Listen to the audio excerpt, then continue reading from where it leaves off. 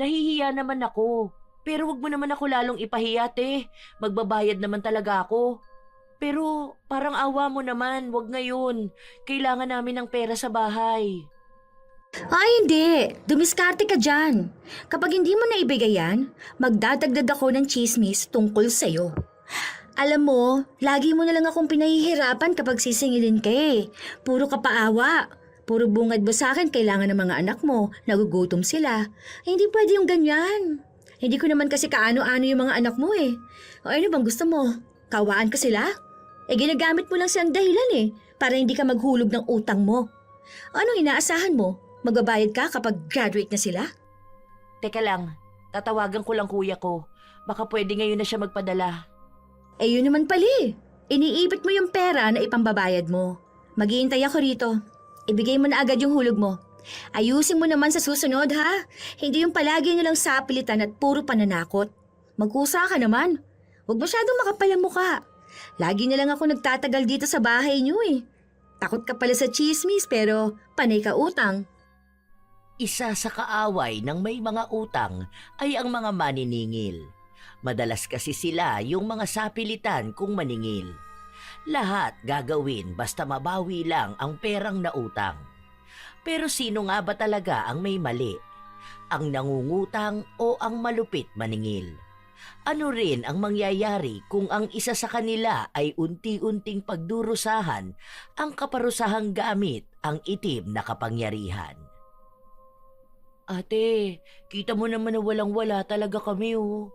Yung asawa ko hindi pa sumasahod. Kung may pera naman ako, alam mo naman na maghuhulog talaga ako, di ba? Yung mga anak ko nga, walang makain ngayon eh. Kanina pa sila iyak ng iyak. Maghihintay na lang akong umuwi ang asawa mo. Palampasin mo na lang muna to ate. Kahit na ano na lang. Mga next week na lang. Hindi pwede. Hindi ako aalis dito hanggat hindi ka naghuhulog. Yung ibibigay kasi sa akin ng asawa ko, pangkain na lang yun ng mga anak namin eh. Maawa ka naman. 3 maliliit yan oh. Hindi ko na kasalanan kung magutom yung mga anak mo. Ang kailangan ko yung pera na ihuhulog mo, okay? Tama na yan, puro ka nalang paawa. Alam mo naman na pupunta ako rito, tapos ang ihaharap mo sa akin mga anak mong umiiyak? Maawa ka naman ate. Hindi pwedeng puro na lang awa. Hindi nga umalis si Bel. Hinintay niyang dumating ang asawa ng isa sa sinisingil niya. Hindi naman nagkakalayo ang agwat nila ni Bea. Pero maaga itong nag-asawa at nagkaroon ng anak. Hindi nakapag-aral kaya walang ibang nakuhang trabaho. Malaki ang utang ni Bea na halos 1 taon na niyang hindi nahuhulugan. Bilang nagtatrabaho si Bel sa isang kumpanya ng mga nagpapautang, siya ang madalas na maningil sa mga bahay-bahay. Sa trabaho niyang ganon, kailangan niyang maging matapang. Minsan inaaway siya, minsan naman ay nagpapaawa lagi sa kanya. Nung makauwi na ang asawa ni Bea, nag-abot ito sa kanya ng 300. 500 ang usapan natin, hindi pwede tong 300 lang. Yan lang talaga ang meron kami ate. Magkano lang naman kita ng asawa ko bilang kargador? Hindi pwede. Yung 200 pa ibigay mo. Baka gusto mong nandito ako araw-araw. Hindi ka ba nahihiya sa mga kapitbahay mo? Siguro naman pinagchichismisan ka na nila, di ba? Lagi nilang nakaabang sa labas ng bahay mo yung maniningil. Tapos gusto mo, araw-arawin pa kita rito? Pupunta talaga ako kung kailan marami sila. Sige ka, ewan ko na lang kung hindi ka mapahiya sa kanila. Oo na, sige na, ito na. Last money na namin yan eh. Hindi na lang muna siguro kami kakain. Next Sunday ulit ha. Maaga na akong pupunta rito. Huwag mo akong pagsasaraduhan ng pinto dahil malalaman ko pa rin naman kung nandyan ka o wala. Dahil maingay ang mga anak mo. Kapag hindi ka naghulog sa akin, sasabihin ko talaga sa mga tao dito sa inyo kung gaano kakahirap singilin. Ewan ko na lang kung hindi mo araw-arawing maririnig yung pangalan mo sa mga usapan nila. Wag naman te, makakaapekto yan sa mental health ko. Oy, gusto mo pala ng peace of mind, aba? Matuto ka maglaan ng pera para sa hulugan mo. Hindi yung tago ka ng tago. Uutang ka tapos hindi mo huhulugan at babayaran. May dahilan naman talaga kung bakit hindi ako nakakahulog eh. Naaksidente yung asawa ko. Kailangan namin ng pera. Tapos nung maghuhulog na dapat ako, saka naman nagkasakit ang anak ko. Marunong naman akong magbayad. Ay sus, ilang beses ko nang narinig yan sa inyo. Kayo mga mahihilig magsiutang, kayo yung puno ng kadramahan ng buhay eh.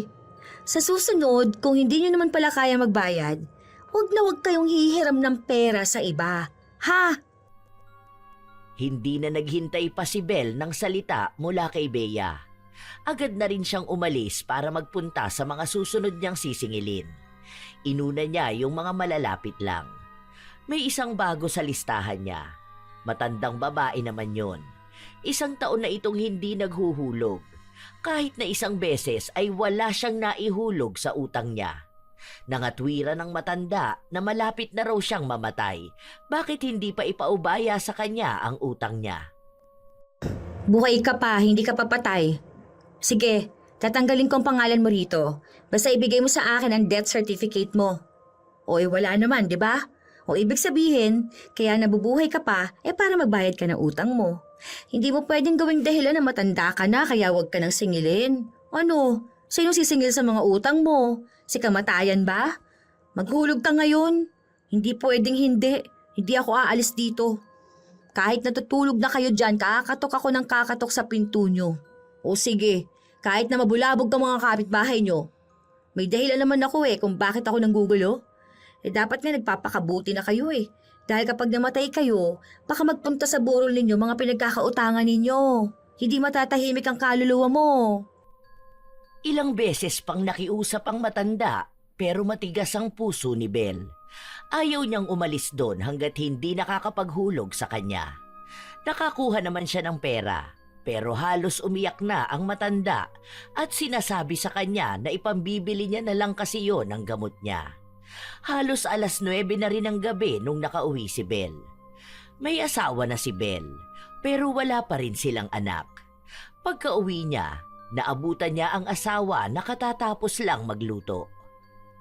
Oh, ginabi ka na naman. Ang sabi ko huwag ka magpapaabot ng ganito, di ba? O kaya kapag gagabihin ka, sabihin mo sa akin para ako na lang ang susundo sa'yo. Alam mo naman na maraming tarantado dyan sa labas May kasabay naman ako, si Erica. Kahit na, alam ng mga tao dyan na palagi kang may bitbit na pera. Bakit ba ginabi ka na naman? Kailan ka ba talaga magre-resign dyan sa ganyang trabaho mo? Ang dami mo na nakakaaway dyan. Dito lang may malaking sahod. Malaki nga ang sahod mo pero sinasaalang-alang mo naman ang buhay mo. Alam mo naman ang mga tao yung iba dyan handang pumatay ng tao para lang di mabayaran ang mga utang nila. Umuwi ka pa ng gabi. Paano kung mapahama ka dyan? Yaan mo na. May komi naman ako kada masisingil ko. Oh, bukod pa doon ang sahod ko. Utang naman nila yun Dapat lang bayaran nila. Anong ulam ang naluto mo? Nagbigay si Papa ng isda. Nagsigang ako. Uy, wow! Gusto ko yan. Marami bang talbos? Siyempre naman. Alam ko na yun ang hanap mo kapag sinigang na isda O tara na, kain na tayo. Inilapag na muna ni Belle ang mga gamit niya. Matapos nun, ang asawa niya ang naghain ng hapunan nila. Gutom na rin si Zack pero hindi siya makakain hanggat hindi niya kasabay ang kanyang asawa. Bakit parang iba yung lasa? Ha? Paanong iba yung lasa? Hindi ba masarap? Matabang ba? Parang may kulang.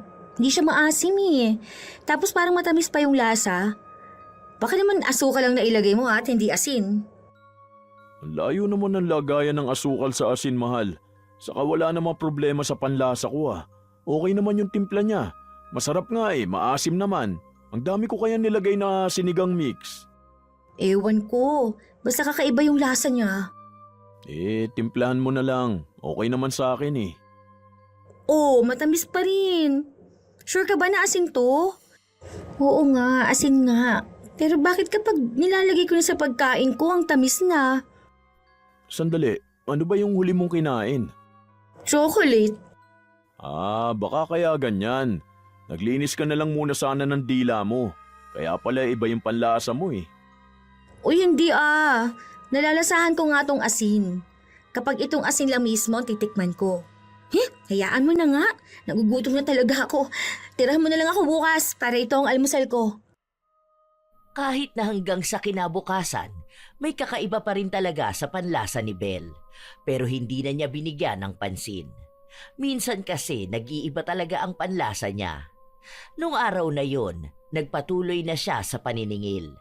May motor siyang gamit, pero kapag uuwi na siya, kailangan niyang ibalik sa trabaho. Muli niyang inisa-isa ang mga nasa listahan.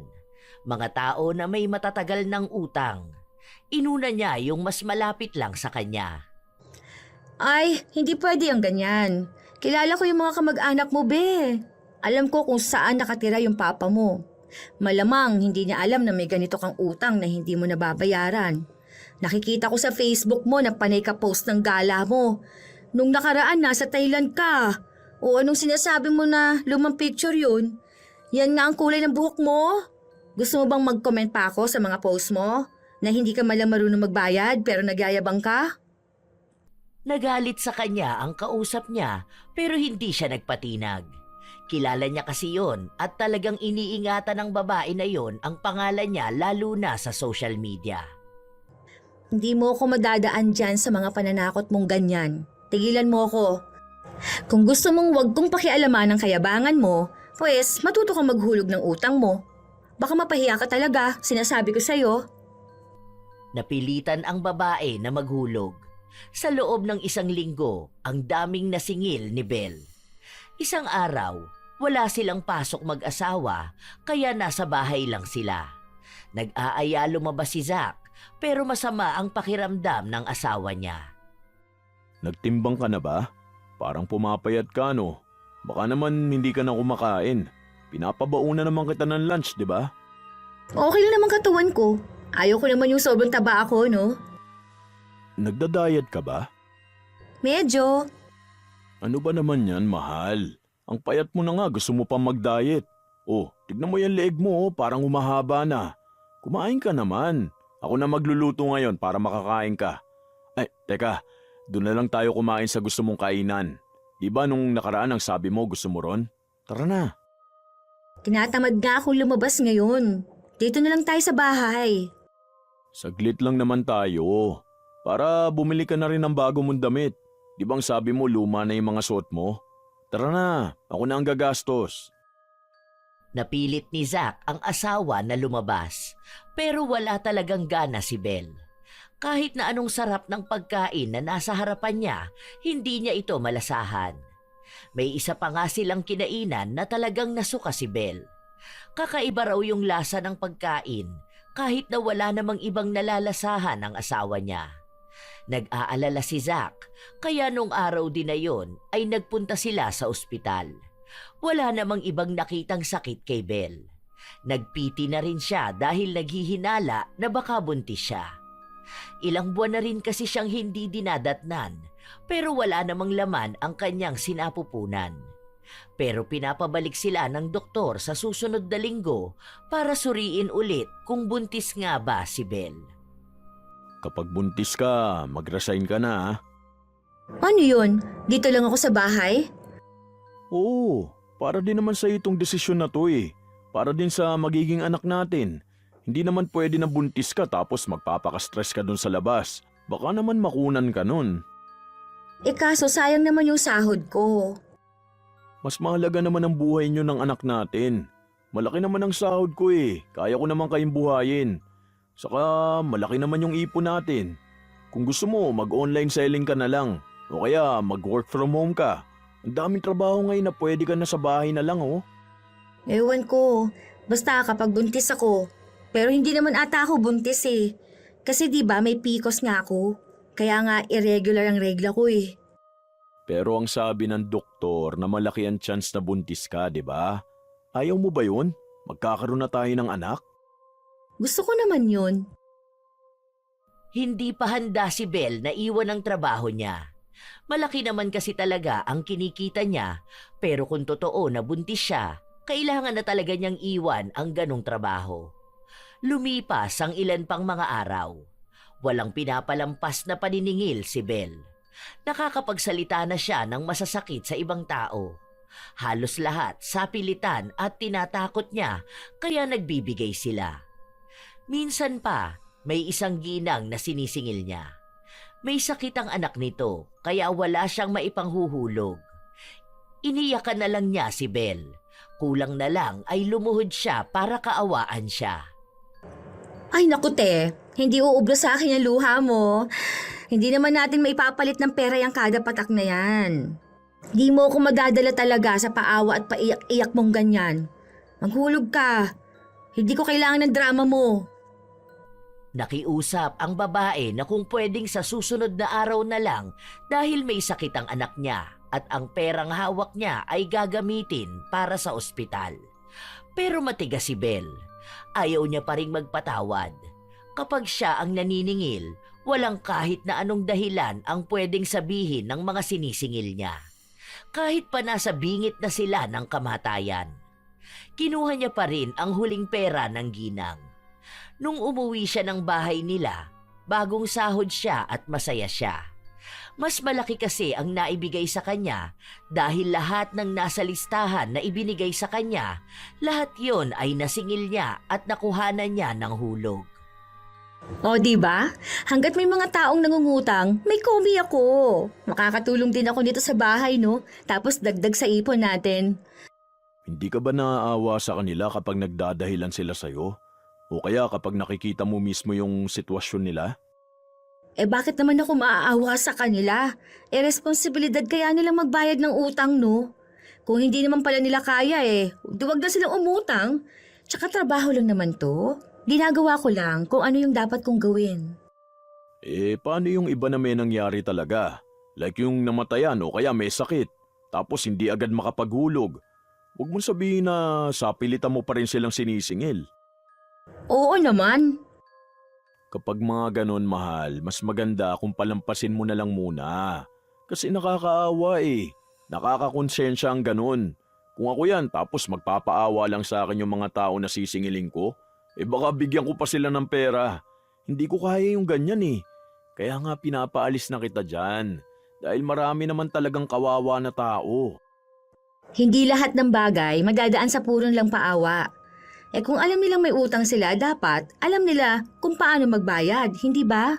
Hihintayin pa ba nilang umabot ng ilang taon para magbayad sila? O ano, yung mga apo pa ba nila magbabayad para sa kanila?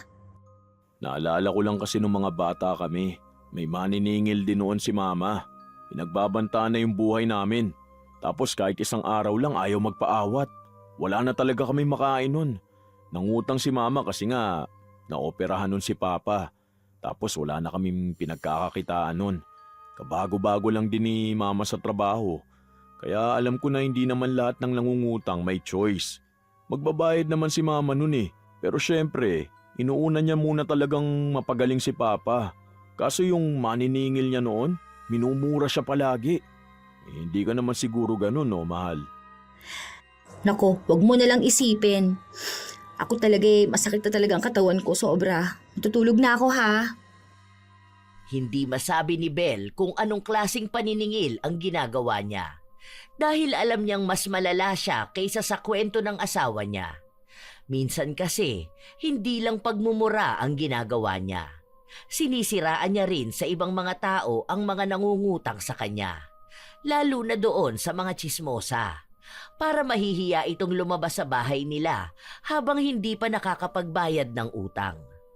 Wala siyang pakialam sa ibang tao. Ang habol niya ay ang malaking perang makukuha niya kada makakasingil siya. Isang hating gabi, bigla na lang nagising si Bel. Uhaw na uhaw siya. Pawis na pawis kahit na nakabukas naman ang aircon. Mahal, ayos ka lang ba? Nagising ako Nagulat ako. Akala ko kung anong nangyayari. Ang bigat pa ng dibdib ko. Baka dahil sa pagod yan. Pawis ka Teka, kukuha ako ng pamalit mo ng damit. Kakaiba yung pakiramdam ko talaga Tapos pagising ko, uhaw na uhaw ako. Hanggang ngayon ang bigat ng katawan ko. Grabe. Para akong lalagnatin pero hindi naman mainit yung katawan ko.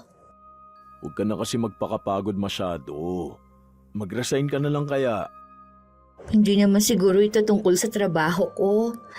Ewan ko, sama din naman kasi ng panaginip ko eh. Hindi ko masyadong maalala pero kakaiba. Huwag na lang muna tayong pumasok sa work bukas. Magpapacheck up ulit tayo. Pansin ko na hindi maganda yan nangyayari sa'yo eh. Nangangayayat ka na oh. Tapos kung ano-ano pang napapanaginipan mo. Baka sa stress din yan eh. Para makapagbigay ng vitamins na bagay sa'yo. Ang buong akala nila madadaan nila sa pag-inom lang ng bitamina o pagpapahinga at pagtulog ng maaga. Pero ang nangyayari, kahit na anong oras pa ang tulog ni Belle, lagi siyang nagigising sa pagitan ng 3:00 ng madaling araw hanggang 4:00. Lagi siyang balisa kapag nagigising ng ganong oras.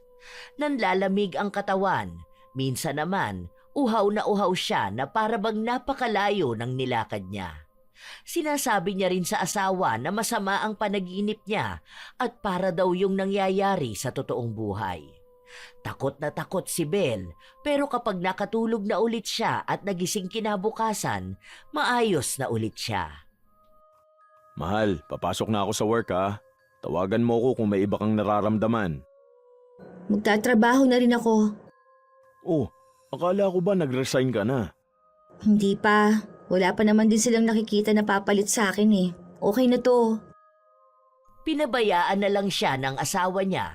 Basta ang usapan nila, kapag may hindi siya magandang nararamdaman ay umuwi na agad siya at tumawag para mapuntahan din siya ni Zack.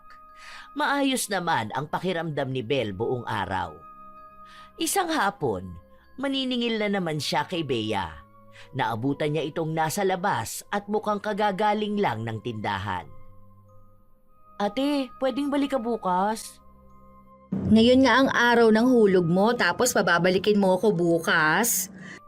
Nabili ko kasi ng pagkain yung pera eh. Ito oh, kalahating kilong bigas tapos sardinas. Bumili rin kasi ako ng gamot sa ubo ng anak ko. Wala akong maibibigay ngayon. Bukas pa kasi magbibigay yung kapatid ko eh. Kaya balik ka na lang bukas. Hindi pwede yung ganyan. Kapag pinagbigyan kita, alam ko na ganyan na lagi ang idadahilan mo sa akin. Maghulog ka ngayon. Alam mo na ang araw ng hulugan mo eh. Ibibili mo pa ng pagkain nyo. Grabe ka naman ate. Naguhulog naman talaga ako eh. Hindi naman pwedeng magutom yung mga anak ko. Isang beses na nga lang kami kumakain sa isang araw. Naguhulog naman ako kapag sinabi mong maghulog, di ba? Ngayon lang naman ako makikiusap sa'yo. Hindi ako aalis hanggat hindi ka naguhulog. 200 pwede na ba muna? Tapos ihahabol ko na lang yung kulang. Ano naman gagawin namin sa hulog mong 200? Eh wala naman yung pupuntahan. Mas mahal pang panggas ng motor dyan eh. Yan lang ang meron ako ngayon. Kung sakali, baka pagdating pa ng asawa ko. Pero mamaya pa yun. 500 ang usapan natin. Alam mo naman na hindi ako tumatanggap ng pabutal-butal. Kailangan ko makuha yung buo mismo. Tapos paghihintayin mo pa ako para sa 200. Eh, mukhang kaya naman yata ng asawa mong maghulog ng 500. 200 lang muna ate. Tapos bukas yung 300 pa. Hindi ko alam kung sa kuhahagilapin yung panghulog ko eh. Mababawas na rin naman to. Sige na ate, maawa ka naman sana. Hindi ko na kasalanan yan kung wala kang panghulog. Problema mo yan eh, hindi sa akin. Basta ang gagawin ko lang dito maningil. Kaya kung ayaw mong magkagulo na naman tayong dalawa, magbayad ka naman. Hindi yung iiyakan mo ako tapos ikukwento mo yung tungkol sa mga anak mo na para bang may pakialam din ako sa kanila. Nakikisuyo lang naman ako sa'yo. Maging makatao ka naman sana. Hindi yung antigas ng puso mo. Hindi mo naman pera yung inutang ko ah. Hindi ko nga pera, pero pera naman yan ng kumpanya namin. Ay, uutang-utang ka kasi, hindi mo naman pala kayang bayaran. Hindi ako aalis hanggat hindi ka nagbabayad. O tingnan mo, oh. Mukhang ikaw na naman ang pinagchichismis ng mga tao. Hindi ka man lang ba nahihiya? Nahihiya naman ako. Pero wag mo naman ako lalong ipahiya, te. Magbabayad naman talaga ako. Pero parang awa mo naman, wag ngayon. Kailangan namin ng pera sa bahay. Ay hindi, dumiskarte ka dyan. Kapag hindi mo naibigay yan, magdadagdag ako ng chismis tungkol sa'yo. Alam mo, lagi mo na lang ako pinahihirapan kapag sinisingil ka. Puro ka paawa. Puro bungad mo sa akin, kailangan ng mga anak mo, nagugutom sila. Hindi pwede yung ganyan. Hindi ko naman kasi kaano-ano yung mga anak mo, no? Ano bang gusto mo? Kaawaan ko sila? Ginagamit mo lang silang dahilan para hindi ka maghulog ng utang mo Anong inaasahan mo? Magbabayad ka kapag graduate na sila? Teka lang, tatawagan ko lang kuya ko. Baka pwede ngayon na siya magpadala. Yun naman pala Iniipit mo yung pera na ipambabayad mo. Maghihintay ako rito. Ibigay mo na agad yung hulog mo. Ayusin mo naman sa susunod. Hindi yung palagi nalang sapilitan at puro pananakot. Magkusa ka naman. Huwag masyadong makapal ang mukha. Lagi na lang ako nagtatagal dito sa bahay niyo Takot ka pala sa chismis, pero panay ka utang. Halos 1 oras na naghintay si Belle sa labas. Naibigay naman sa kanya ang perang hulog pero hindi pa rin siya tapos sa panay niya pagsasalita. Ilang araw pa ulit ang lumipas, ilang bahay ang pinupuntahan niya. Ilan ang sinisingil niya. Yung iba hindi na niya mahagilap dahil nagtatago na. Yung iba naman naghuhulog sa kanya pero talagang kailangan niyang pilitin. Hindi niya pinapalampas kahit na anong dahilan ng ibang tao. Isang araw, hindi na naman siya nakapaningil dahil sobrang bigat ng katawan niya. Hindi, okay lang ako, mahal. Masama lang talaga ang pakiramdam ko Pero nakakakilos naman ako. Kaya to. Iinuman ko na lang siguro ng gamot. Pahid-pahid lang din siguro ng katiin ko.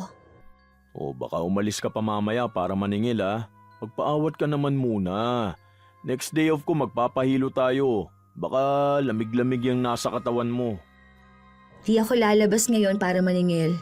Sige na. Ingat ka papunta sa work Sure ka na kaya mo Pwede naman ako dito Hindi na muna ako papasok.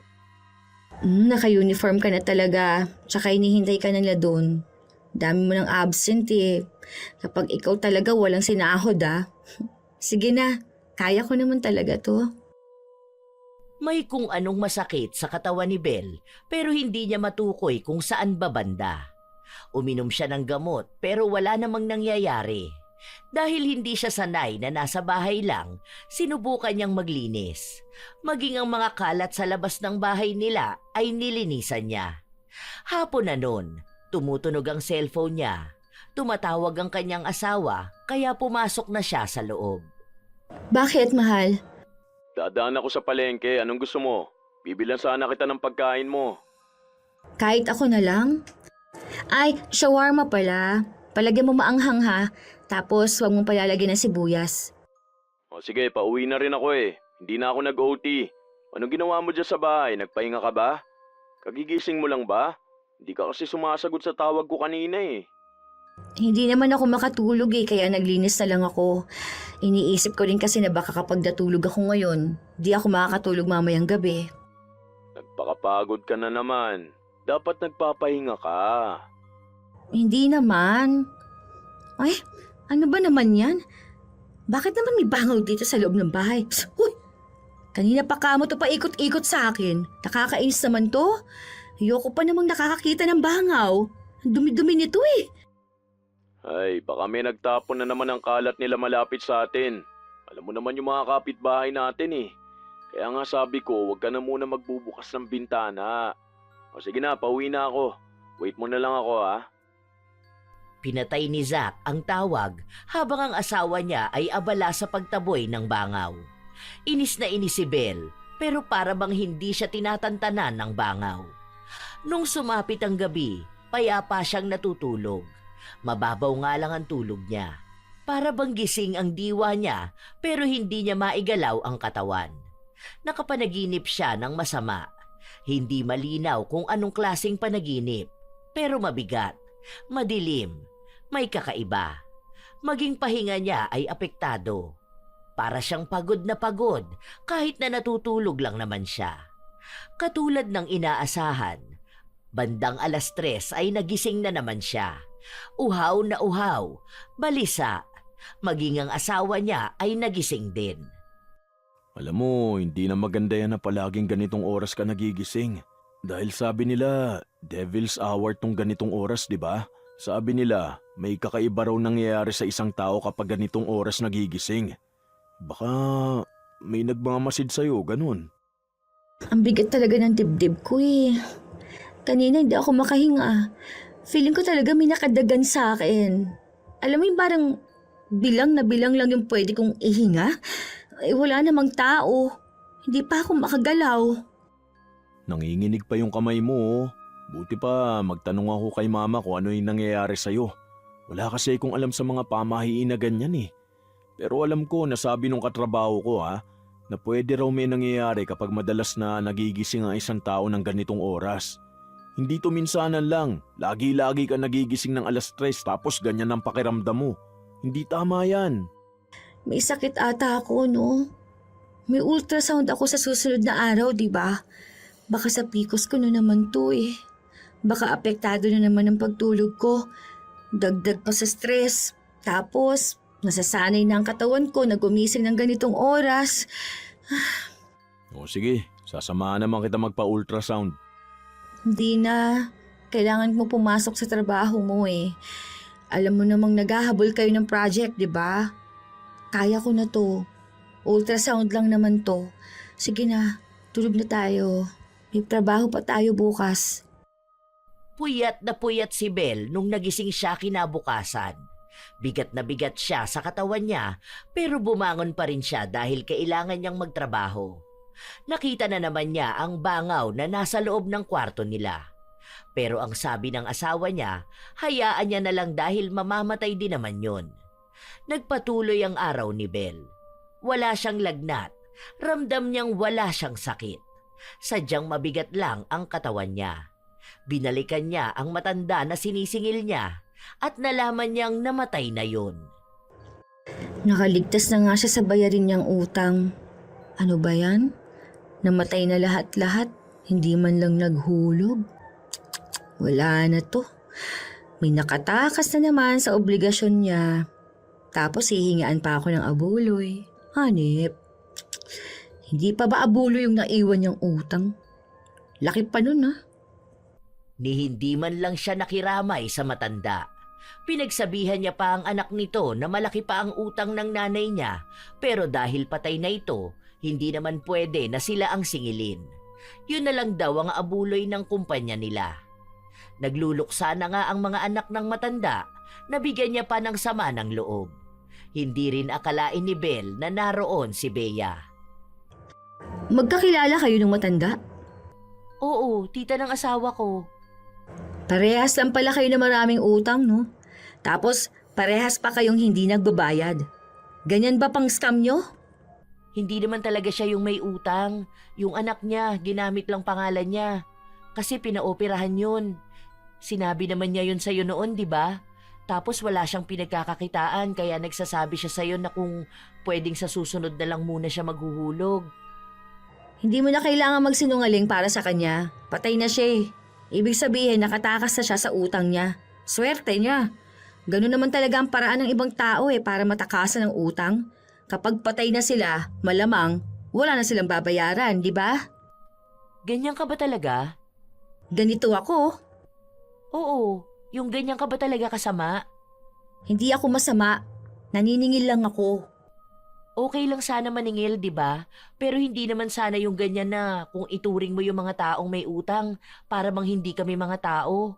Para namang wala kaming pinagdaraanan sa buhay eh. Parang hindi kami nasasaktan kapag nagsasalita ka ng hindi maganda tungkol sa amin. Parehas lang din naman tayong tao, di ba? Sa trabaho ko to Ano bang magagawa mo? Binabayaran ako para maningil ng mga taong makakapal ang muka para mangutang. Tapos, hindi na nagbabayad. Minsan, intindihin mo naman ang mga tao. May panahon talaga na ang hirap ng buhay. Huy! Yang pinaggagawa ninyong panay utang tapos tatakasan ninyo, may balik yan sa inyo. Baka mas may balik yan sa mga malulupit na maniningil, no? Yung sinasagad ang tao, yung kahit may patay na, may sakit o wala nang makain, maniningil pa rin. Hindi man lang naaawa. Walang konsensya. Parang walang puso. Huwag mo nga akong malditahan. Kapag ako nainis, kada linggo 1,000 ang hulog na dapat mong ibigay sa akin. Ewan ko na lang kung hindi ka magmakaawa. Yung 500 nga kada 2 weeks hindi mo mahulugan eh. Kailangan ka pang palaging pilitin?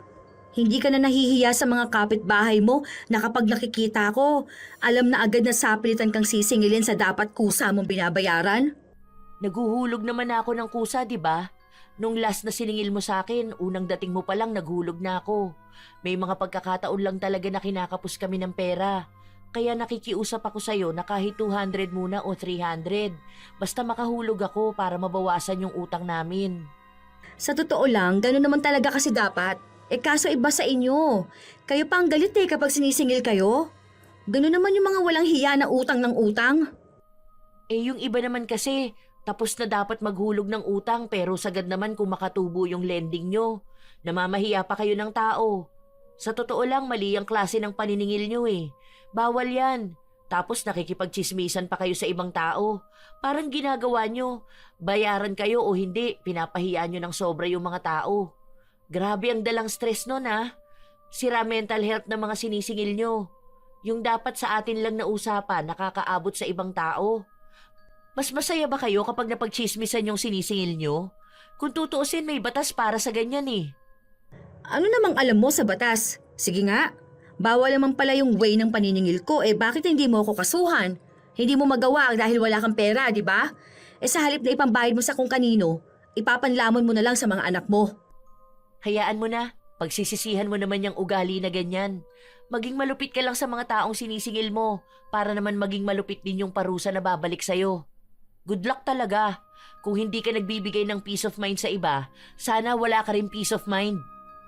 Puro ka ganyan, magbayad ka na utang. Maging mabuti ka munang tao, hindi yung ganyan ang ugali mo. Napakasama. Binaliwala lang ni Belle ang mga sinabi sa kanya ni Bea. Dahil para sa kanya, ang ginagawa niya ay tungkol lang sa trabaho. Hindi na niya kasalanan kung may pinagdadaanan sa buhay ang mga taong sinisingil niya. Kinabukasan, mag-isa siyang nagpunta sa doktor para sa ultrasound. Maayos naman noong una. Sinabi sa kanya na hindi siya buntis o walang kakaiba. Pero may napansin siya. Bakit may ano? Yung parang itim-itim na yan? Ay may gumagalaw. May nakikita ko. Wala naman daw nakikita ang doktor niya. Para masigurado na wala nga, nagsagawa pa sila ng ibang test. Wala talagang problema, maliban na lang sa sakit niya. Pinalitan din ang iniinom niya dahil sa reklamo niyang madalas siyang nagigising ng 10 oras ng gabi. Hindi na nawala sa utak ni Belle ang nakita niya. Hindi niya alam kung paano niya sasabihin sa asawa. Ilang araw pa ang lumipas, palagi siyang naaabutan ng asawa na nakatulala. Okay ka lang ba talaga, mahal? Sure ka ba na walang problema sa naging check-up mo? Wala naman. Pansin ko na lagi ka na lang nakatulala ah. Hindi maganda yung ganyan. Baka naman may tinatago ka sa akin. Wala, pagod lang ako. Matutulog na ako. Lagi ka na lang inaantok tapos kapag madaling araw gising na gising ka. Huwag mo sanayin na ganyan ang katawan mo. Tapos hindi ka na kumakain. Lagi kang walang gana. Hindi ko na alam kung ano nangyayari sa'yo. Minsan kapag kausap kita hindi ka sumasagot. Nakatulala ka lang madalas. Tapos ang layo ng sinasabi mo sa usapan natin. Baka dahil yan sa work mo. Ang hirap ba naman maging maniningil? Mag-resign ka na, mahal. Tapos magpa-therapy ka. Ayoko ng ganyan ka. Okay lang ako. Kulang lang talaga ako sa tulog. Halos 3 araw na hindi nakapasok sa trabaho ang mag-asawa.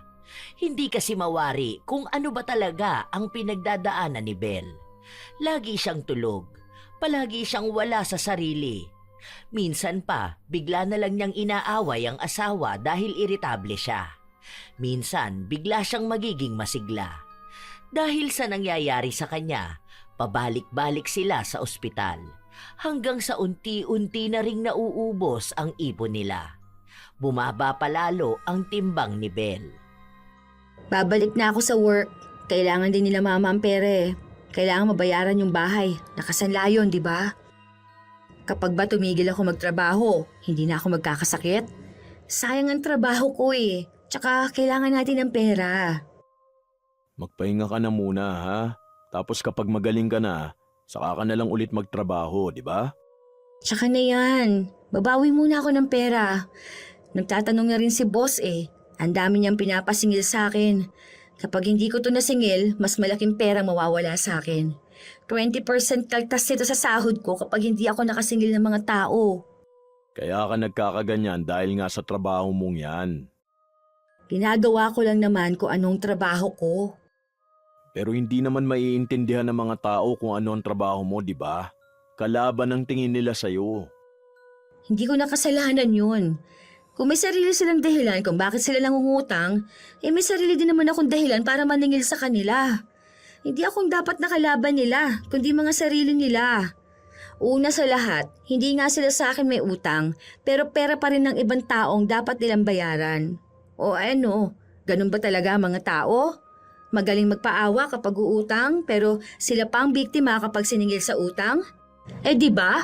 Obligasyon ng mga taong nangutang na magbayad. May maniningil man sa kanila o wala. O sige, ayan na ang punto mo.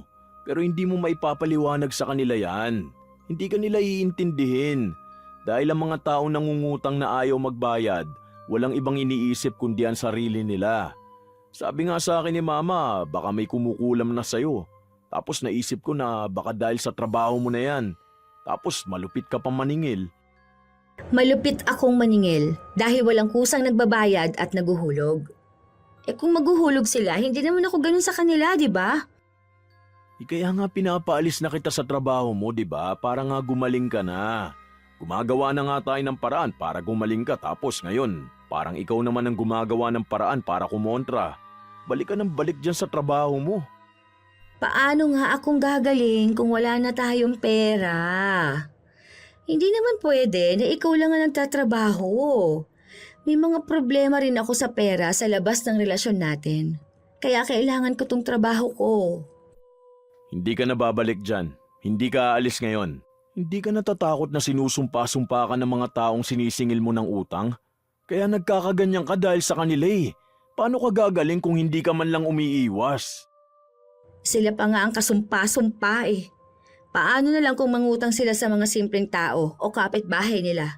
Hindi na rin sila masisingil? Yan ang problema sa mga tao. Ang kakapal ng mga mukhang mangutang.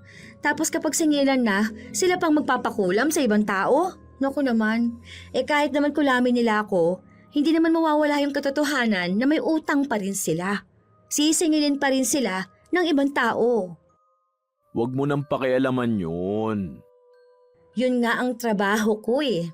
Paano naman tayo nito? Pwede naman ako umalis, sige, pero hindi pa ngayon. Kulang na kulang ang pera natin. Kung kaya ko naman sana magtrabaho para kumita, di ba? Kesa naman maubusan tayo ng pera. Tapos ang mangyayari, mangungutang tayo. Alam mong, yan ang ayaw na ayaw ko, hindi ba? Hindi natapos ang pagtatalo ng mag-asawa. May naiiwan pa kasing sahod si Bel.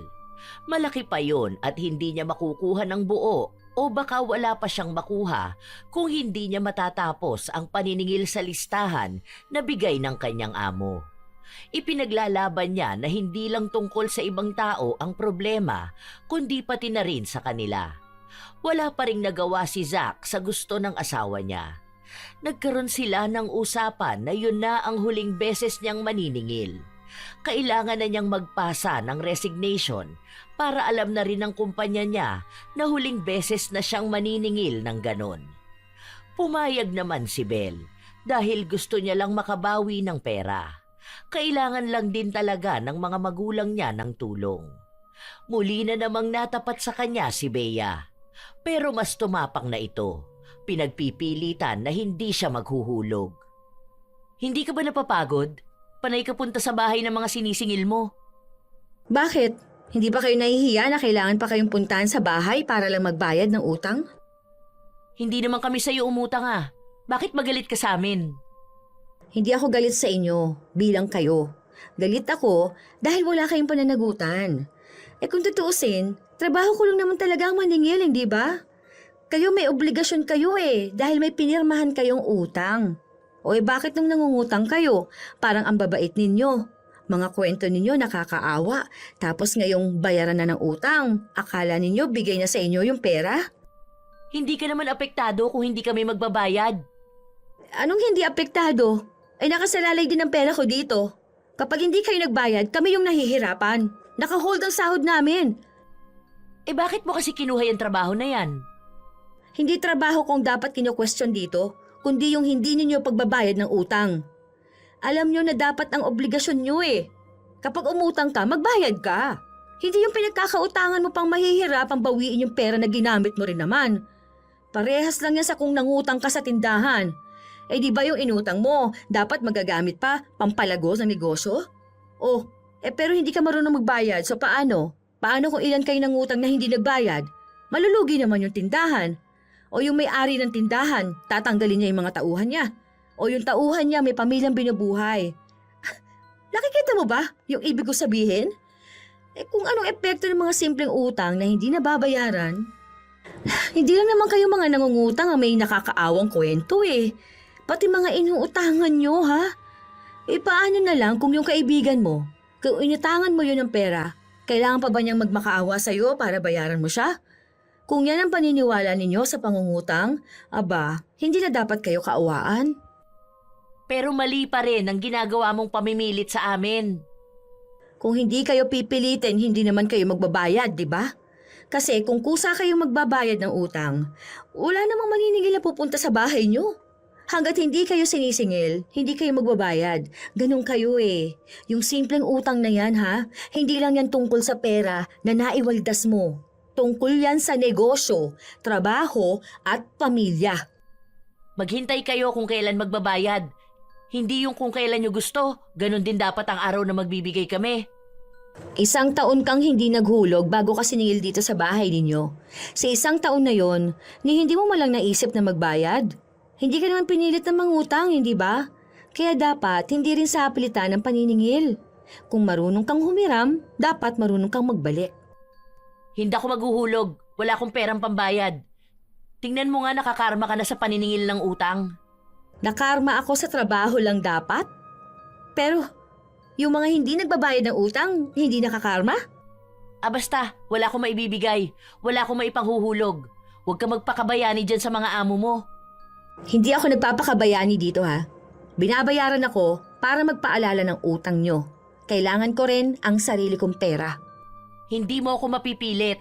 Kapag sinabi kong hindi na ako magbabayad, hindi na ako magbabayad. Naging matigas si Bea. Hindi siya nagbigay kahit na matagal nang naghintay sa labas ng bahay niya si Bel. Hindi na rin naman kayang magtagal ni Bel sa labas dahil unti-unti na namang sumasama ang pakiramdam niya.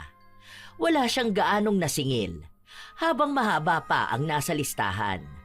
Nung nagpunta siya sa kanyang amo, hindi na ibigay ng buo ang sahod niya. Nakiusap siya pero ang sabi sa kanya, maibibigay lang ang kulang na sahod niya kapag may pera na ulit silang masisingil sa ibang nangungutang. Nagpaalam na rin si Bel na hindi na siya papasok sa trabaho, kaya naghahanap ulit ng pwedeng pumalit sa kanya.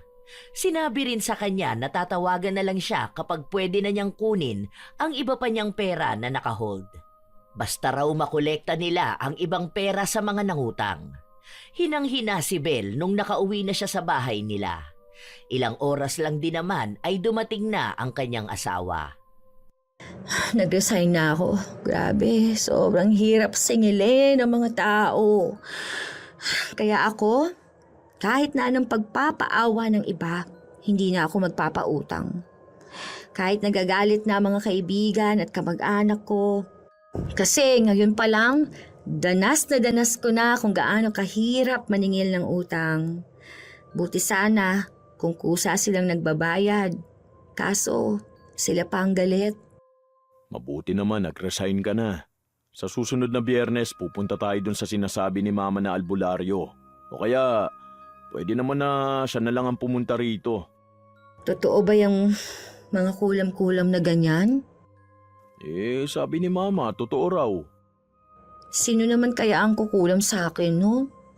Kakilala ko kaya yun? Nakaaway ko ba siya? May tinanim ba siyang grabeng galit sa akin para ito lang yung maisipan niyang paraan para makaganti? May sinabi nga yung katrabaho ko sa akin. Kapag daw may bangaw na umaaligid sa'yo, Pwede raw palatandaan nyo na may taong gumagawa ng masama sa'yo. Yun daw yung parang nagmumonitor sa'yo tapos kakampi yun ng mangkukulam o mambabarang. Dagdag pa yung nagigising ka na madaling araw, yung alas 3 hanggang alas 4. Grabe. Sobrang nangangayayat pa ako. Grabe naman yung galit ng tao na yun sa akin. Dahan-dahan naman niya akong pinapatay. Yun nga ang kailangan natin maagapan. Hindi pwede na ganyan ka. Kasi hindi ka naman magagamot ng doktor eh. Malaki naman ang tiwala ako sa mga doktor pero ngayon napatunayan ko na hindi pala talaga lahat kaya nila magamot. Kung totoo man na nakulam ako, kakaiba yung pakiramdam. Ang daming nagbago sa akin. Pati panlasa ko, pati pagtulog ko. Tapos, ewan, ang hirap ipaliwanag. Hindi ako noon naniniwala sa mga kulam-kulam na ganyan. Hindi ko rin naman kasi na-encounter yung kahit doon pa eh. Pero yung mga lola ko, may kwento sila na ganyan. Kaso, alam mo naman yung mga matatanda, di ba? Minsan, malalakas sila mag-imbento eh, basta may maikwento lang. Yun na nga. Hindi rin naman natin alam na magkakaganito ka. Basta kapag gumaling ka, huwag ka nang babalik sa ganun mong trabaho ha. Hahanap tayo ng ibang trabaho na pwede sa'yo. Matutulungan mo pa rin naman sina mama mo eh kahit na ibang trabaho mo. Dun sa safe, hindi yung araw-araw akong kinakabahan na baka hindi ka na makauwi ng bahay. May kinuwento sa akin noon si boss. Yung pinalitan ko, ganito rin daw yung nangyari. Lalaki yun, tapos sobrang taba. Kala nila, stress lang din dahil sa paniningil. Ayun nga, nangayayat. Tapos minsan, naaabutan nila na tulala. Nung nag-resign, umuwi raw sa probinsya, pero nasa airport pa lang, namatay na. Ang usapan nun, akala nila may sakit sa kidney eh. Eh hindi naman na raw sila nakakuha ng balita kung anong nangyari. Kasi ayaw na rin pag-usapan ng pamilya. Di naman na ako nagtanong pa. Kasi akala ko imbento lang nila yon. Parang panakot lang ba? Bigla naman ako natakot. Bakit ngayon mo lang sinabi sa akin yan? Kung alam ko na may ganyan na palang kwento nun, di na kita pinatuloy sa ganyan trabaho eh. Kaya una pa lang kontra na ako dyan sa trabaho mo. Kasi mainit talaga yun sa mata nila eh. Lalo na yung mga nangungutang, parang handa talaga silang pumatay ng tao. Wag lang silang magbayad. Hindi ko rin naman alam kung totoo yun. Tsaka kung anong dahilan. Hindi naman kasi ako naniniwala sa kulam. Ang alam ko dyan, mga imbento lang yon ng mga matatanda. Mga dahilan nila para hindi magpa-doktor. Babantayan na lang kita maigi hanggat hindi ka nagagamot ng albularyo. Wala tayong ibang choice eh. Kailangan natin maniwala sa ibang paraan. Wala namang mawawala sa atin eh. Mas okay na yun para at least ginawa talaga natin ang lahat. Ilang araw na lang din naman ang hihintayin nila pero para bang napakatagal noon para kay Zack. Lumalala na kasi ang kalagayan ng asawa. Hindi na makatayo sa higaan si Belle. Madalas pang binabangungot siya. Kaya hindi pwedeng iwan siyang mag-isa sa bahay. Lalo pat lagi siyang inaantok at lagi siyang tulog. Dahil malapit lang naman ang mga magulang ni Zack, pinakiusapan niya ang ina. Palagi siyang tinatawagan kung ano mang nangyayari kay Belle. Bago sumapit ang Biyernes, umuwi si Zack na sobrang daming bangaw sa loob ng bahay nila. Kaya galit na galit siya dahil alam niyang hanggang ngayon ay gumagawa pa rin ng paraan ang mangkukulam para pahirapan si Belle. Nagpatulong siya sa ina na mag-spray ng pamatay sa bangaw. Huwag daw palalabasin yon, dapat patayin mismo. Pagpasok ni Zack sa loob ng kwarto, tila ba naghihingalo na ang asawa niya. Parang hindi ko na kaya, mahal. Kaya mo yan. Huwag ka mawawala ng pag-asa ha. Manalig tayo sa Diyos.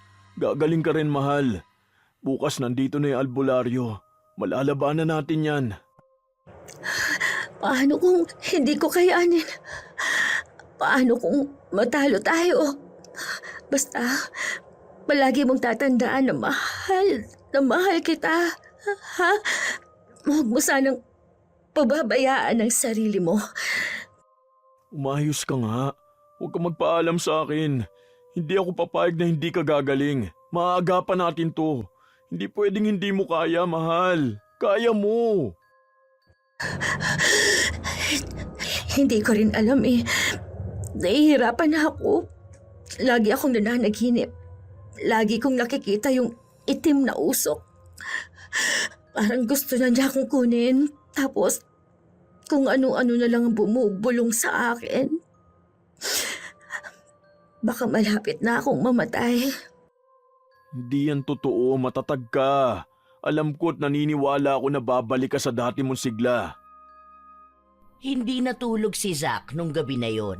Wala siyang pakialam kahit na pagod na siya dahil iniisip niya ay ang asawa niya. Baka kapag natulog siya, kinabukasan ay hindi na magising si Belle.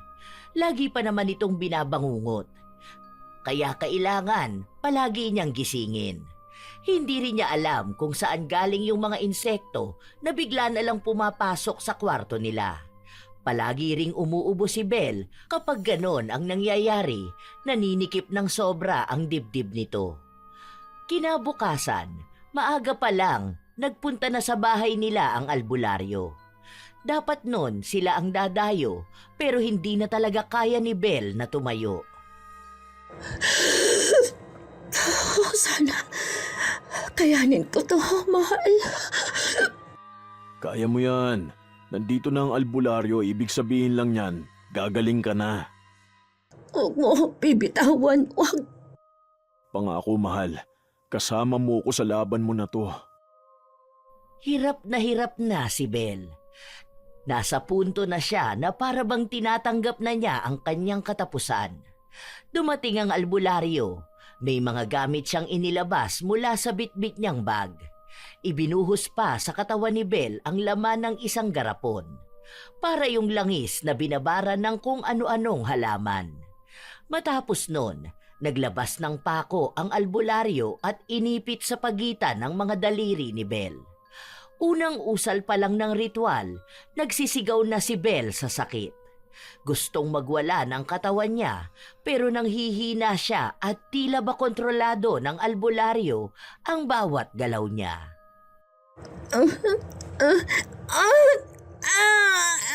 Tama na. Ayoko na. Sobrang sakit na. Kumapit ka lang, mahal. Kakayanin mo yan. Naniniwala ako na gagaling ka pa. Ayoko na. Sobrang sakit na. Parang umiiwalay lahat sa katawan ko. Hindi ko alam kung saan yung masakit eh. Pero masakit. Mahal. Ayoko na. Hindi ko na to kaya. Hindi ko alam kung matatapos mo ba itong ganitong sakit. Ayoko na.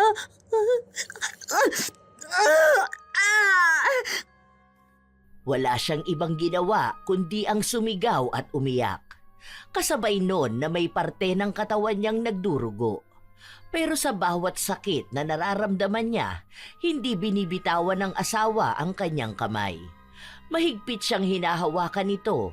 Paalala sa kanya na kahit na anong mangyari, naroon si Zack para dumamay at maniwala na makakalaban siya sa mangkukulam. Ilang beses ding sinasabi sa kanya ng asawa na gagaling din siya. Matagal ang naging ritual. Matagal na nagdusa si Belle sa sakit. Sinabi ng albularyo na malakas ang mangkukulam at hindi pa sila tapos sa pakikipaglaban. Kakaunti pa lang ang nailalabas na kulam kay Belle pero marami pang kailangang matanggal. Kailangan ulit nilang maghintay sa susunod na Martes dahil doon babalik ang albularyo. Sisiguraduhin na raw niya na sa araw na yon ay matatalo niya ang mangkukulam. Hinang-hina si Belle. Ramdam pa ng asawa niya ang mabigat niyang paghinga. Kumusta na ang pakiramdam mo, mahal? May masakit pa ba sa'yo? Sabihin mo sa akin, ha? Hindi ko alam. Hindi ko maipaliwanag. Hindi ko alam kung masakit ba o dahil sa ginawang ritual kanina. Ano yung kaya mo lang ipaliwanag ngayon? Kaya mo pa naman, ganon? Hindi na ganun kabigat yung nararamdaman ko. Mabigat pa rin, oo, pero hindi talaga yung parang hindi na ako makakabangon pa sa higaan. Tingnan mo, naigagalaw ko naman itong paa ko. Ay, salamat naman. Hayaan mo, malapit naman na yung Martes. Pagtapos nun, makakabawi ka na. Magiging maayos ka na ulit. Gagaling na ako nun. Yun ang sabi ni Mang Bert. Pero hindi pa biglaan na paggaling talaga. Mawawala lang yung kulam sa'yo, tapos saka ka magpapagaling talaga.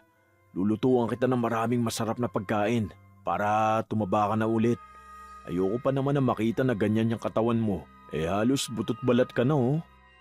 Ano naman ang mangyayari dun sa mangkukulam? O makikilala ba natin kung sino yung nagpakulam sa akin? Sasabihin ba kung kilala natin o pangalan man lang nun? Hindi raw malalaman kung sino yung nagpakulam sa'yo. Pero may chance na pareho sila nung mangkukulam na babalikan ng kulam. Magtatanong na lang ulit ako pagbalik niya. Hindi gumagana ng maayos yung utak ko kanina eh. Nahihirapan din ako nung nakikita kitang nahihirapan. Pero sabi naman nila, pwedeng magbigay ng parang clue kung sino nagpakulam sa'yo. Baka itsura ganun, kung babae ba o lalaki. Pero hindi masasabi yung pangalan. Siguro kapag na-describe naman yung kumulam sa'yo, mahuhulaan natin o magkakaroon tayo ng idea kung sino nga yun. Paano kung kalamin niya ulit ako? Lalo na kapag nalaman niya na gumaling na ako. Parang natatakot na ako ngayong makipaghalubilo sa iba. Parang ayoko nang lumabas. O kaya lumipat na lang tayo ng bahay. Pakiramdam ko tuloy ngayon. Lahat ng makakausap ko, pwedeng siya yung kumulam sa akin. Sinabi ba sa'yo kung pwedeng maulit yung ganito kapag napagaling ako? Wala naman siyang sinabi. Pero mas malaki raw ang chance na kapag natalo niya ang mangkukulam, pwede raw yung mamatay. Saka hindi ka na rin mababalikan ng kulam. Kasi parang gagawa rin siya ng ritual at proteksyon. Nanghihingi nga ako sa kanya nung parang anting-anting ba yun? Sinusuot daw yun para makaiwas sa masasamang tao. I mean, yung mga mangkukulam o kaya yung mga nang-uusog. Mukhang malapit ka kasi sa mga ganun eh. Oo nga. Dati, nauusog ako kapag may pinupuntahan tayong lugar, hindi ba? Naalala mo, nung nagbakasyon tayo kina lola mo. Unang araw ko doon, nausog agad ako. Tapos, sobrang sama ng pakiramdam ko noon. Bumabaliktad talaga ang sikmura ko. Yun na nga, naikwento ko yun sa kanya. Meron daw kasi mga tao na lapitin ng ganyan. Yung mga mabibilis daw tabla ng kulam. Kaya yun, magbibigay naman daw siya sa Martes. Buti na lang, magaling din yung nakuha mong albularyo. Mukha siyang malakas. Malakas talaga yun. Yun din ang nirecommend niya sa akin eh. May mga patunay daw talaga na sumasagupa siya kahit ng mga nasasaniban. Nagkwentuhan nga kami. Meron daw siya nakalaban noon na kinulam. As in konti na lang daw mamamatay na yung taong kinulam. Pero naagapan niya pa. Galit na galit daw yun. Parang nahuli kung sino yung nagpakulam. Magkamag-anak daw eh. Parang yung pinsan yata nagpakulam. Basta ganun. Tapos natalo yung mangkukulam. Grabe yung karma nung nagpakulam. Naging baldado raw. Tapos inabandona pa ng asawa. Bakit ba may mga tao na nagpapakulam? Bakit hindi na lang nila daanin sa away yung parehas na makakalaban? Hindi ko rin alam sa mga yun. Baka kasi yun lang din ang naiisip nilang paraan eh. Pero kapag ganyan, malaki talaga ang balik sa kanila. Nakakatakot yun. Para ka na rin sumamba nun sa demonyo, di ba? Parang inaantok na ako, mahal. O sige na, magpahinga ka na. Kailangan mo makabawi ng tulog. Hindi pa tuluyang magaling si Belle pero hindi na siya katulad noon. Nakakakain na rin siya. May panlasa na siya. Kahit na paano, nakakatulog na siya. Bibihira na lang din siyang bangungutin. Habang nasa trabaho si Zack, ang nanay naman niya ang nagbabantay kay Belle. Inabisuhan niya na rin ito na kapag may mga kakaibang insekto sa bahay nila, patayin na agad. Dahil sabi ng albularyo, maaaring yon ang nagbabantay kay Belle para magdala ng balita sa mangkukulam. Noong sumapit na ang Martes, bumalik ang albularyo. Yun ang isa sa pinakamalakas na puwersa ng labanan. Mas masakit yon para kay Belle dahil para bang humihiwalay na ang kaluluwa niya sa katawan. Noong natapos na ang ritual, hinang-hina siya, hindi masyadong makapagsalita. Good news, mahal. Okay ka na. Natalo na yung mangkukulam. Hindi ko lang alam kung buhay pa ba siya o namatay na. Hindi naman sinabi sa akin eh. Saka hindi ko na tinanong. Basta mahalaga maayos ka na. Gagaling ka na niyan. Babalik na rin ang lakas mo. Salamat naman. O sige na, magpahinga ka na muna. Maglilive ako ng 1 week sa work. Ako magbabantay at mag-aalaga sa'yo. O, ito na pala yung bigay na proteksyon sa'yo. Kailangan suot mo to palagi ha. Kahit na anong gagawin mo, wag mo itong aalisin, okay? Kahit na maliligo ka, lalo na kapag lalabas ka. Baka mamaya nasa paligid lang pala natin yung nagpakulam sa'yo. Mas maganda na yung nag-iingat tayo. Ilang araw pa ang lumipas, unti-unti na ring bumabawi si Belle sa kanyang sarili. Nakakakain na siya ng maayos. Sa wakas ay nakakatulog na rin siya. Hindi na siya binabangungot o kaya'y nakakapanaginip ng masasama. Hindi na rin siya nagigising ng alanganing oras. Hanggang sa 1 buwan na ang lumipas, naging maayos siya.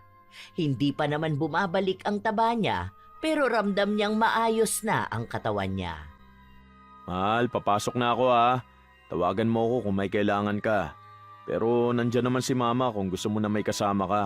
Pwede rin naman na magpunta ka muna ron. Aalis din kasi ako mamaya. Magsasampay lang ako ng mga damit. Ha? Saan ka naman pupunta? Babalik ako dun sa company. Di ba may last na sahod pa ako? Kukunin ko na yon. May text sa akin si boss. Pwede na rin daw ako mag-sign ng clearance. Uy, sige, pero umuwi ka agad ha. Huwag ka na magtagal sa labas. Huwag ka na makipag-usap sa kung kani-kanino. Baka mamaya, ipaalam mo pa sa ibang tao yung nangyari sa'yo. O hindi ah. Bakit ko naman sasabihin sa kanila? Hindi naman ako nakikipag-usap kung kani-kanino. O sige na, alis na ako ha. Mag-iingat ka. Pagkarating pa lang ni Bea sa kumpanya, kinamusta siya ng mga dati niyang katrabaho. Nagtanong kung ano bang nangyari sa kanya. Hindi niya sinabi ang totoo na nakulam siya, pero sinabi niya lang sa iba na mag-ingat sila dahil delikado nga ang trabaho na meron sila. Ikaw yung pumalit sa akin? Nakakatakot talaga tong ganitong trabaho natin pero wala naman tayong magagawa. Kailangan natin kumayod para sa pamilya natin, di ba? Basta ang payo ko lang sa'yo, huwag kang magpapatinag. Lagi ka mag-pray para may protection ka. Aminin man natin o hindi, pwede nating ikamatay itong paniningil ng utang. Yung mga tao naman kasing nangungutang ayaw na ayaw nilang sinisingil sila pero hindi naman sila nagbabayad, di ba? Kapag feeling mo na hindi mo na kaya o kaya may kakaiba ka ng nararamdaman, mas magandang pagtuunan mo na lang muna ng pansin ang sarili mo. Mahirap na magsisi sa huli sige na. Kanina pa ako dito Uwi na ako. Ingat na lang kayo palagi ha. Nung paalis na si Belle, nakita niya roon si Bea. Hindi niya alam kung anong ginagawa nun doon, pero mukhang nangungutang na naman. Malaki ang ipinagbago ni Bea. Bumagsak ang katawan niya. Nagmukha siyang matanda. Hindi pa nga ito namukhaan agad ni Belle nung una, pero narinig niya kasi ang boses nito, kaya nakumpirma niya na si Bea yon. Dahil wala na rin namang gagawin si Belle, umalis na rin siya. Pero bago pa siya makalayo, hinahabol siya ni Bea. Ang akala niya ay may sasabihin itong importante sa kanya. Kumusta ka na? Bakit mo tinatanong? Hindi naman na ako maniningil sa'yo dahil nag-resign na ako. Ayoko na ng stress. Nagpunta nga ako rito kasi nagpadala na ng letter sa akin eh. Pinatawag din ako sa barangay. Anong gagawin ko? Sabi sa akin, kailangan ko na raw talaga hulugan yung utang ko. Kaso wala talaga kaming pera. Yung 3 kong ang anak nilalagnat ngayon eh. Yung isa doon may hika, wala man lang akong pambili ng gamot. Yung asawa ko naman, ayun, nagkasakit, kaya hindi pwedeng basta magbuhat. Wala kaming kabuhayan ngayon. Naghahanap ako ng trabaho, kaso bumagsak naman ako sa medical kasi may sakit daw ako sa baga. Huwag ka na magkwento sa akin kasi hindi naman na akong sisingil ng utang mo. Tapos na ako sa ganyang trabaho. Sa kanila ka magsabi at makiusap. Itanong mo kung paano mo pwedeng mabayaran ang utang mo. Malay mo, magbigay sila ng mas mababang halaga para matapos ka na dyan. Alam ko meron silang ganun. Yung parang okay lang kahit nakalahati na lang ang bayaran mo. Nahihiya nga ako pero mangungutang sana ako sa iyo eh. Pero pangako magbabayad ako. Hindi tayo magkakilala. Bakit sa akin ka uutang? Tsaka alam ko kung gaano kakakunat magbayad. Sorry, hindi ako nagpapautang. Yung mga kaibigan ko nga at kamag-anak ko na kilala ko ha, hirap na hirap akong singilin. Ikaw pa kaya na hindi ko naman kaano-ano? Niwala naman tayong ugnayang dalawa, maliban na lang dun sa sobrang hirap mong singilin. Marunong naman talaga ako magbayad ng utang. Sadyang marami lang talagang ganap sa buhay namin.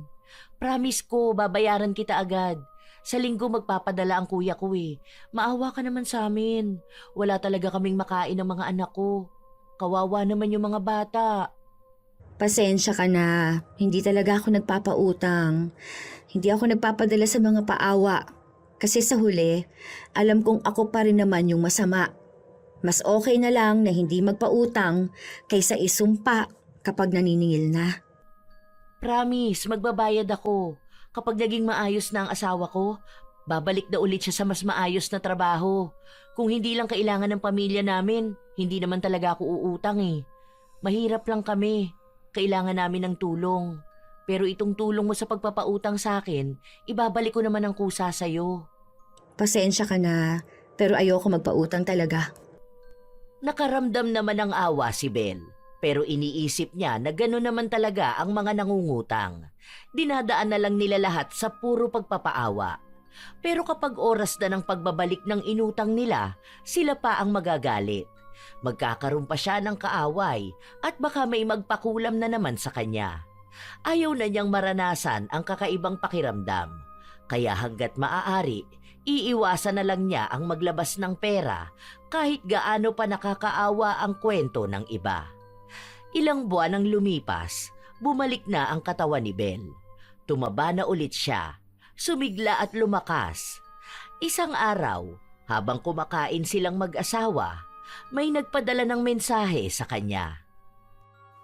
Sino yan, mahal? Yung dati kong boss, nagtatanong kung may work na ba ako. Anong sabi sa'yo? Sabi ko naka-work from home ako ngayon. Tapos sabi niya kung gusto ko raw ba ng sideline. Kako kung paniningil ng utang yan, hay nako, ayoko na po talaga. Natroma na ako. Oh, di ba may pumalit na sa'yo? Nasaan na yun? Nag-resign na ba? Oo daw, hindi raw kinakaya yung paniningil ng utang eh. Baka nga raw magsarado na sila. Eh di kapag nagsarado na sila, hindi nasisingilin yung mga may utang? Di ba dapat nire-report yun? Para kahit sa bangko, hindi na sila makautang? Eh yun na nga raw ang ginagawa nila ngayon. Sira na raw ang record kahit sa ang lending company. Yun naman talaga dapat ang ginagawa sa mga tao na hindi nagbabayad ng utang eh. Buti sana kung may reason tapos kapag okay na, kusa sila magbabayad. Pero yung sapilitan at magbibigay ng stress sa mga nagpapautang sa kanila, aba, mali naman talaga yun. Ewan ko, basta ang sabi ko, ayoko nang bumalik sa ganong work. Stress lang ang aabutin ko dun eh, tsaka na-trauma ako. Baka mamaya kapag naningil ako, biglang kulamin na naman ako, hindi ba? Oo, tama na yan. Hayaan mo na siya. Kumain na tayo. Tinalikuran na ng tuluyan ni Bel ang trabaho ng paniningil ng utang. Naging mas payapa ang buhay niya matapos nun. Naging kasabay naman din nun ay ang pagtigil niyang magpautang sa ibang tao. Hanggang sa ngayon, hindi niya pa rin alam kung sino ba ang nagpakulam sa kanya, pero hinayaan na lang niya. Wala na siyang balak alamin kung sino yon dahil mas gusto niyang maging payapa ang buhay niya. Naaawa na lang din siya doon sa ibang taong nakakaranas ng kulam at mga taong nahihirapang maningil ng utang. Sa kanila man umutang o ganong klase sa trabaho niya noon. Naging masaya ang pagsasama nilang mag-asawa at nagkaroon sila ng anak. May pagkakataon na bumabalik ang takot ni Belle kapag usapang kulam pero pinapatatag siya ng asawa. Sinasabi sa kanya na kahit na anong masamang nangyari noon, hindi na mauulit. Hanggat meron silang pananalig sa Diyos, maililigtas at mailalayo sila sa mga taong gumagawa ng masama sa kanila. Minsan talaga may mga trabahong hindi madaling unawain ng iba. Katulad ng trabaho ng mga maniningil.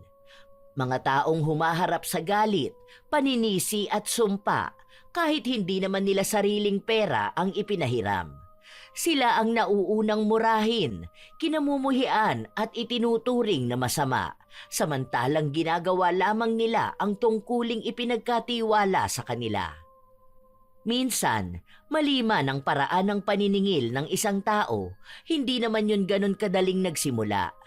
Minsan, bunga ito ng paulit-ulit na pangako na hindi natutupad, ng mga utang na ginawang limot, at ng mga dahilan na paulit-ulit na ginagamit upang takasan ang responsibilidad.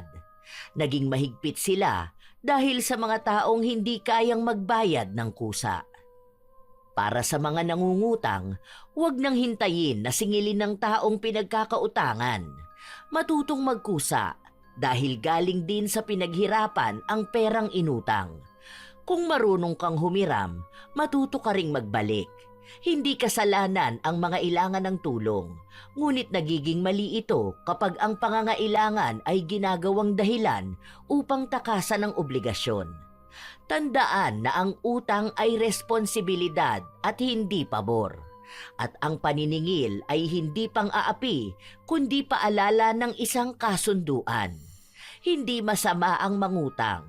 Ang masama ay ang talikuran ang dapat mong bayaran. Maging responsable dahil hindi lahat kayang idaan sa pagpapaawa. Kayo ba mga apo? Naranasan nyo na bang may magalit sa inyo dahil lang sa naniningil kayo ng utang? Ano naman ang masasabi nyo sa ating bagong kwento? Ano ang opinyon nyo sa magkabilang panig? Sa maniningil at sa mangungutang? Maaari ninyong ikomento yan upang aming mabasa. Naway may hatid na magandang aral ang ating bagong kwento. Ito ang inyong Lola Telang at maraming salamat sa palagi ninyong pakikinig mga apo.